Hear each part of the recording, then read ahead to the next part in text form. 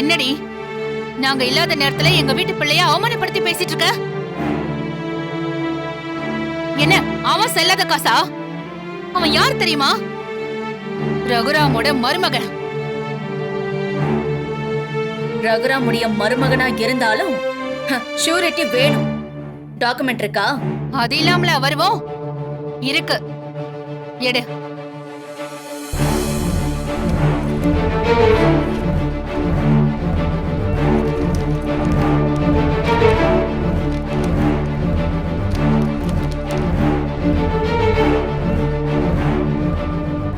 அவன் என்ன தனி ஆள்னு நினைச்சியா?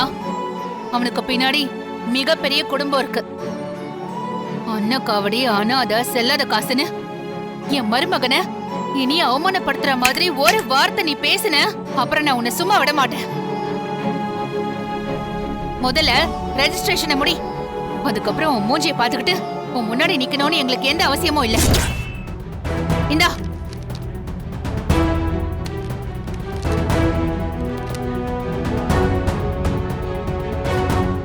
அண்ணே,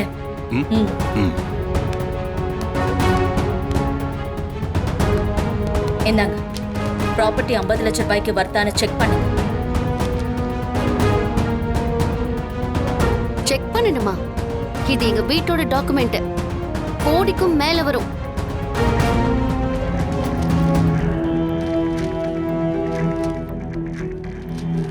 தாராளமா ரெஜிஸ்டர் பண்ணலாம் மேடம்.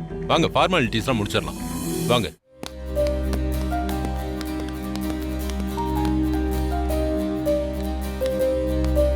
கதிரு, இப்ப சந்தோஷமாடா? ஏன் அத்த, எங்களுக்காக வீட்டு பத்திரத்தை கொடுக்கறது ஒரு மாதிரியா இருக்கு அத்த. என்ன ஒரு மாதிரியா இருக்கு? நெகட்டிவா எதுவும் யோசிக்காம நீ அமைதியா இரு. நீ என் மருமக மட்டும் இல்லடா, இந்த கையால நான் உன்னை வளர்த்திருக்கேன். நீ எதுவும் யோசிக்காத, தைரியமா இரு. இல்ல அத்த, நீ சும்மா இருடா. உனக்கு உன்னோட பலம் தெரியல. இந்த டாக்குமெண்ட் கொடுத்து ரெஸ்டாரண்ட் வாங்கி கொடுத்தா அத நல்லபடியா உன்னால நடத்த முடியும்ல? முடியும். அப்புறம் என்னடா, அமைதியா இரு. விக்கிறவங்க இதுல கையெழுத்து போடுங்க. எந்த ஒரு புருஷனோ தம் பொண்டாட்டி கஷ்டப்படுறத பார்த்துக்கிட்டு சும்மா இருக்க மாட்டேன். அதுக்காக தான் எழுதி கொடுத்தேன். ஆனா நீ என்னவோ ஒரு பிளான் போட்டு அந்த பிளான்ல என்ன சிக்க வச்சுட்டுதா தப்பா நினைச்சுக்கிட்டு இருக்க. அது நீ போட்ட பிளான் இல்ல, புரிஞ்சுக்க. நான் பிளான் போட்டு ஒன்ன சிக்க வச்சிருக்கேன்.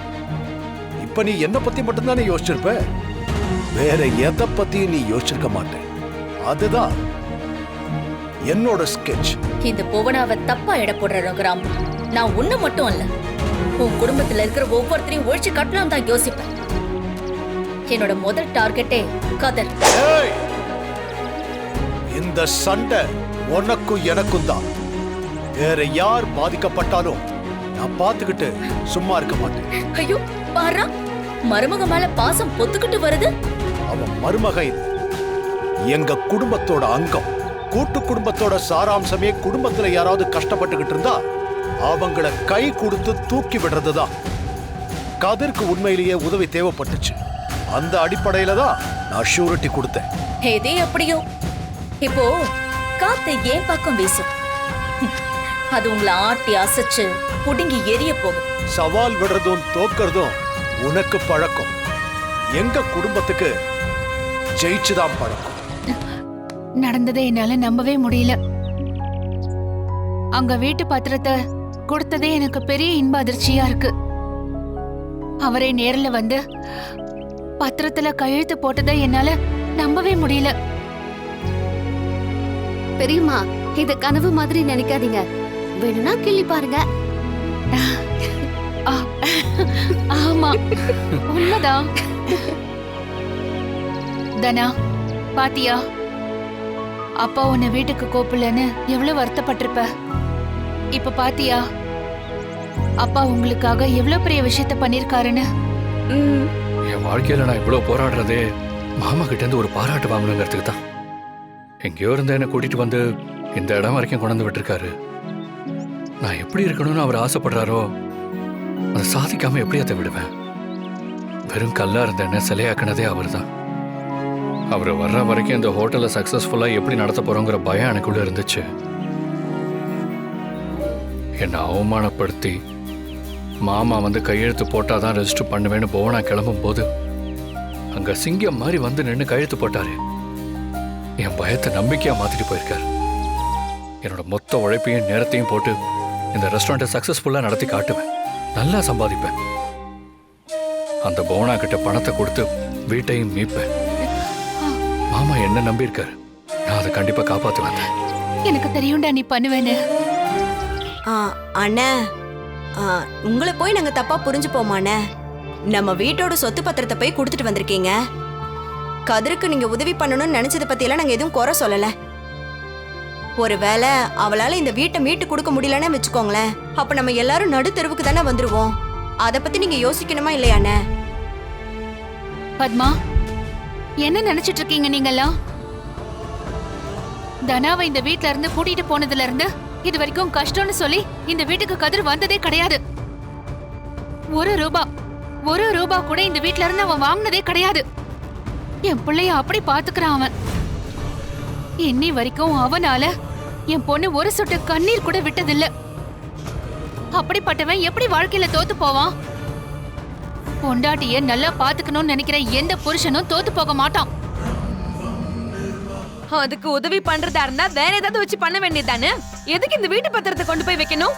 அப்போ உதவி செஞ்சது உங்களுக்கு பிரச்சனை இல்ல, இந்த வீட்டு பத்திரத்தை கொடுத்ததுதான் பிரச்சனைன்னு சொல்ல வரீங்களா? இப்ப என்ன, வீட்டு பத்திரம் தானே பிரச்சனை? அவன் கண்டிப்பா ஜெயிப்பான், வீட்டு பத்திரத்தை மீட்டு தருவான். அப்படி அவனால மீட்டு தர முடியலையா, அதுக்கான பொறுப்பை நான் ஏத்துக்கிறேன். போதுமா? என் தலைய அடமான வச்சாவது இந்த வீட்டு பத்திரத்தை நான் மீட்டு தரேன். பேசுறதுக்கெல்லாம் நல்லா தாங்க இருக்கும். பத்திரம் என்ன சாதாரண ஆளுங்க கிட்டயா இருக்கு? அந்த புவனா கிட்ட இருக்கு. அவ சும்மாவே ஆட்டமா ஆடுவா. இப்ப நம்மளே அவ கால சலங்கி கட்டி விட்டுருக்கோம். அவ கதிரை ஜெயிக்க விட்டுருவாளா என்ன? அவனை குறி வச்சு அழிப்பா. அவனை ஹோட்டல்ல நடத்தி விடாம பண்ணுவா. அப்புறம் நம்ம எல்லாரும் நடுத்தரவுக்கு தான் வந்தாகணும். அத்தை, என்ன பேசிக்கிட்டு இருக்கீங்க? ஏன் இப்படி பேசுறீங்க? ஏய், என்ன என்ன நான் பேசிட்டு இருக்க, நீ எகிரிட்டு வர? அத்தை, தப்பா பேசுறீங்க. உழைக்கணும் ஜெயிக்கணும்னு நினைக்கிற கதிர் மாதிரி ஒருத்தன் பிசினஸ் ஆரம்பிச்சா கண்டிப்பா நல்லதா வரும். அத நீங்க பார்க்க தான் போறீங்க.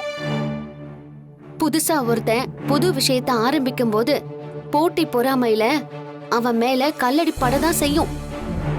அவன் எல்லாத்தையுமே தாங்கிக்கிட்டு ஜெயிப்பான். அந்த கடனை கட்டி வீட்டை மீப்பான்னு நாங்க நம்புறோம். அதானே, இந்த வீட்ல எங்க பேச்சுக்கு எங்க மரியாதை இருக்கு? ஐயோ கடவுளே, என்னெல்லாம் நடக்க போகுதோ?